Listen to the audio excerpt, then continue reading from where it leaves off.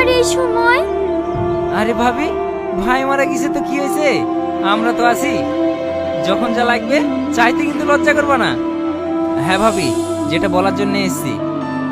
হ্যাঁ ভাই বলেন। ভাই বেঁচে থাকতে আমার সাথে অনেক টাকা পয়সা নিয়েছে, তার বিনিময়ে জমি জায়গা সব আমার নামে রেজিস্ট্রি করে দিয়েছে। এ মিথ্যা কথা, আপনি মিথ্যা কথা বলছেন।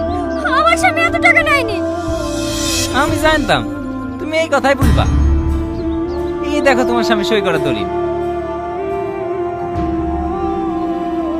তাহলে ভাই, আমি এখন এইটুকু ছেলে নিয়ে কোথায় যাব?